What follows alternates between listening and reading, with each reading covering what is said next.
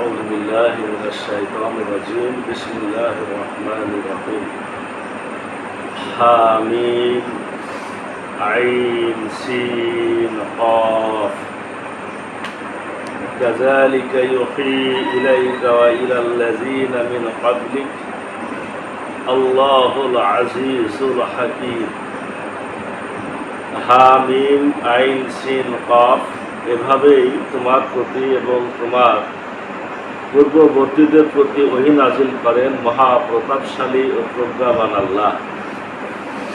লাহু মা ফিস সামাওয়াতি ওয়া মা ফিল আরদ, আকাশমণ্ডলীয় পৃথিবীতে যা কিছু আছে তা তারই। ওয়া হুয়াল আলিয়ুল আযীম, আর তিনি সমুন্নত ও সমহান।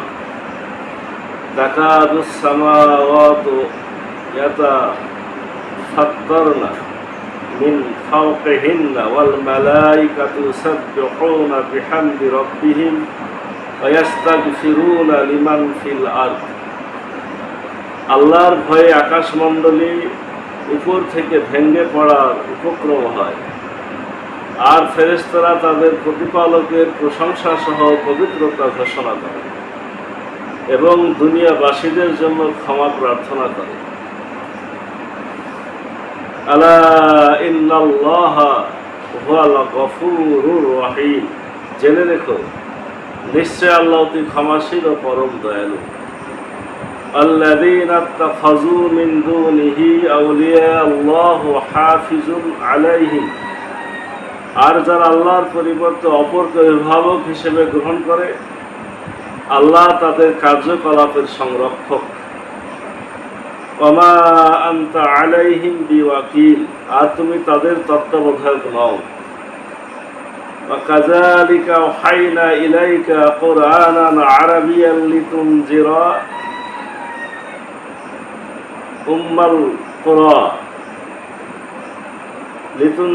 উম্মুল কুরা ওয়া মান হাওলাহু ওয়া তুনজিরা ইয়াওমাল জামঈ লা রাইবা ফীহ।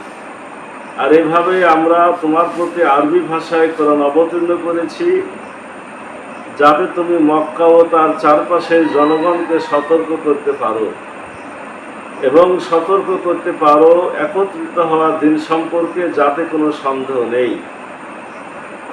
ফারিকুন ফিল জান্নাতি ওয়া ফারিকুন ফিস সাঈর, সেদিন একদল থাকবে জান্নাতে আর একদল থাকবে জ্বলন্ত আগুনে।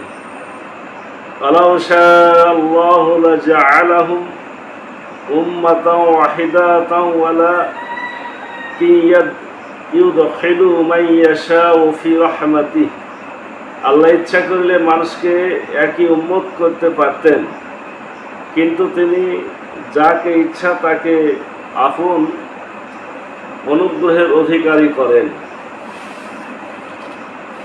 ওয়াজ-যালিমুনা মা লাহুম মিন ওয়ালিয়্যিন ওয়ালা নাসীর, মানুষকে আর জালেমদের কোনো অভিভাবক নেই এবং সাহায্যকারীও নেই। আজকে আমরা আরো একটা নতুন সূরা, সূরা আশ-শূরা,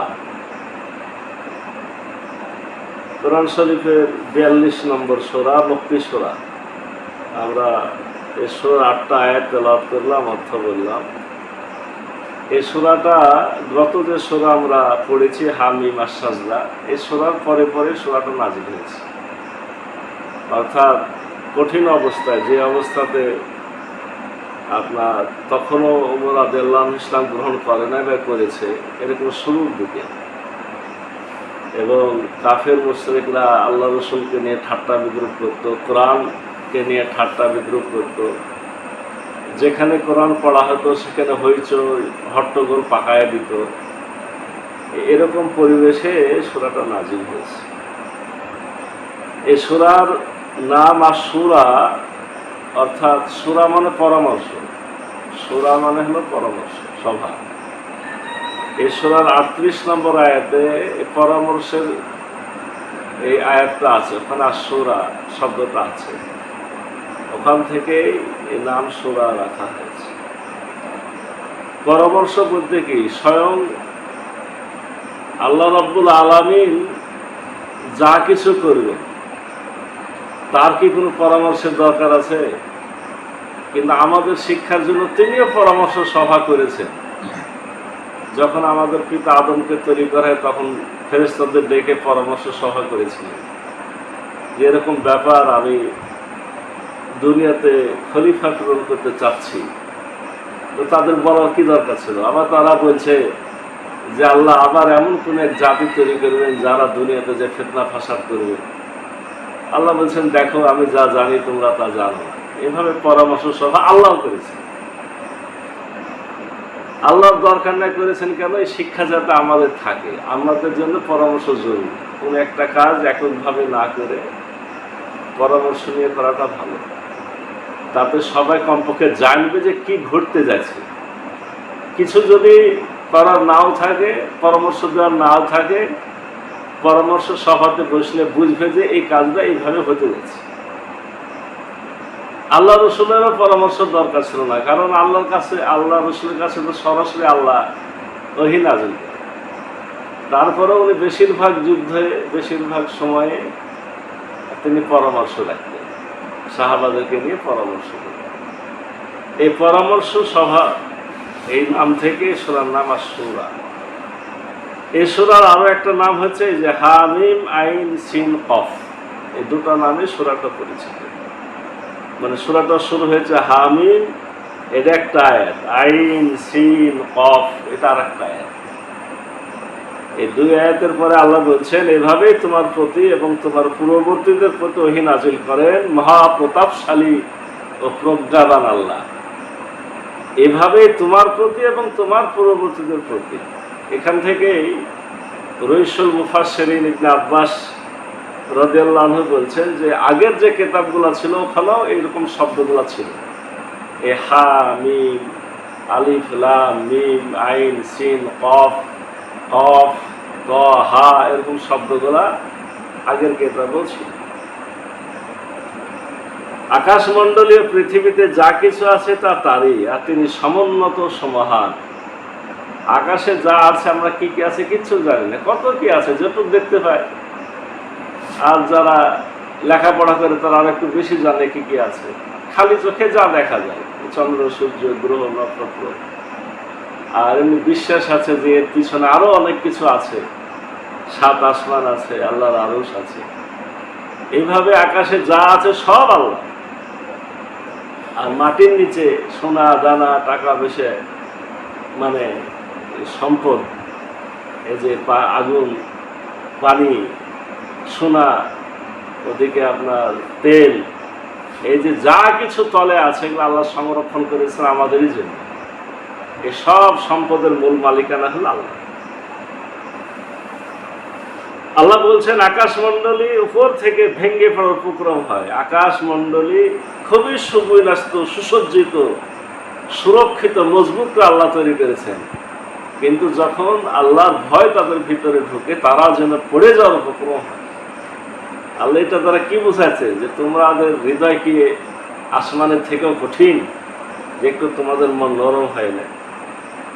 আর ফেরেশতারা তাদের প্রতিপালকের প্রশংসা সহ পবিত্রতা ঘোষণা করে এবং দুনিয়াবাসীদের জন্য ক্ষমা প্রার্থনা করে।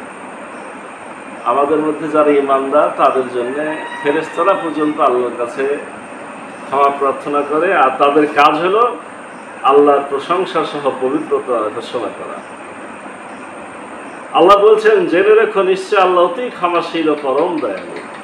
আর যারা আল্লাহর পরিবর্তে অপরকে অভিভাবক হিসেবে গ্রহণ করে, আল্লাহ তাদের কার্যকলাপের সংরক্ষক আর তুমি তাদের তত্ত্বাবধায়ক নও। যারা আল্লাহকে মানে না, অন্য কাউকে মানে, তাদের নিয়ে তোমার এত পেরেশান হওয়ার দরকার নেই। তাদের সব কাজের হিসাব আমার কাছে সংরক্ষিত আছে। আর ওদের তুমি উকিল না, অভিভাবক না, তত্ত্বাবধায়ক না। ওরা শুনে নিয়ে জন্য তোমার পেরেশান হওয়ার কোনো দায়িত্ব তোমার নেই। আর এভাবে আমরা তোমার প্রতি আরবি ভাষায় কোরআন অবতীর্ণ করেছি যাতে তুমি মক্কা, এখানে মক্কা শব্দটা আরবিতে না, এখানে আছে কি উম্মুল কুরা। উম্মুল কুরা মানে আপনার কেন্দ্রস্থল। উম্মুল মানে মা, আর কুরা মানে হলো সমগ্র জাতি বা বিশ্বের মূল জায়গা।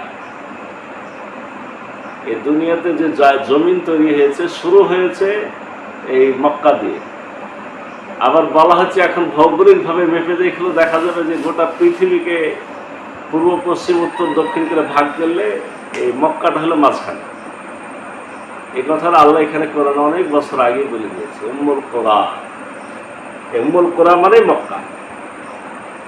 এই মক্কা আরবি ভাষায় নাজিল করেছে, আর তুই মক্কার লোকদেরকে যেহেতু দাওয়াত দিবে, মক্কার লোকেরা যদি বুঝতে পারে, সতর্ক হতে পারে, এই জন্য আমি আরবি ভাষাতে কোরআন দিয়েছি।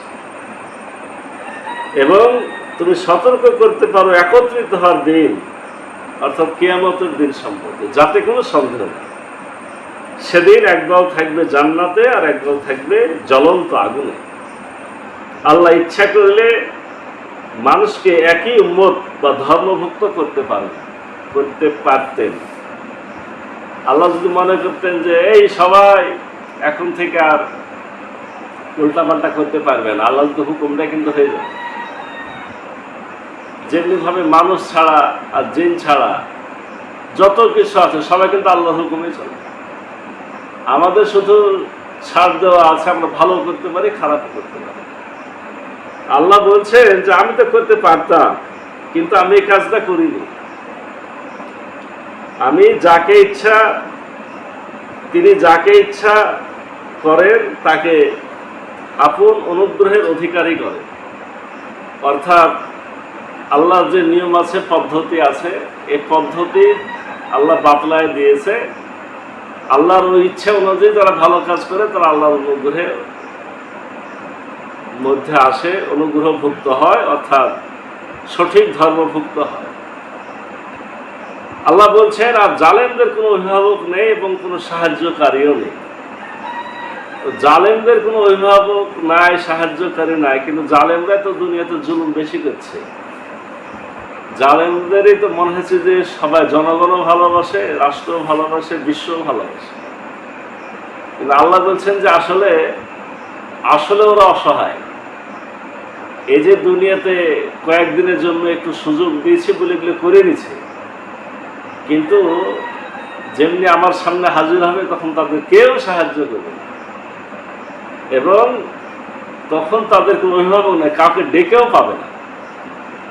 তাহলে এখন যারা মনে হচ্ছে যে বড় অনেক কিছু, তারাই সেদিন কিন্তু নিঃসহায়। তাদের কোনো সহায় সম্বল, সাহায্য করে অভিভাবক কেউ থাকবে না। আর আজকে হয়তো যাকে মনে হচ্ছে খুবই দুর্বল, মনে হয় লোকের কেউ নাই, কিন্তু সে যেহেতু আল্লাহকে ডাকে, মৃত্যুর পর দেখা যাবে যে তারই সাহায্যকারী সবাই, আর তার অভিভাবক আল্লাহ। এই জন্য আমাদের সিদ্ধান্ত নিতে হবে যে আমরা মূল অভিভাবক, আমরা আল্লাহর বান্দা হয়ে যাই, আল্লাহর গোলাম। দুনিয়াতে আল্লাহর গোলামি করলে আখিরাতে আপনার বিশাল সাম্রাজ্যের মালিক হবে। আর দুনিয়াতে মালিক সেজে বসলে পারে আখিরাতে কিছুই পাওয়া যাবে না। রব্বুল আলামিন আমাদেরকে এই বোধ শক্তি দান করুন, কোরআনের হেদায়েত গ্রহণের তৌফিক দান করুন। সকলে বলি আল্লাহুম্মা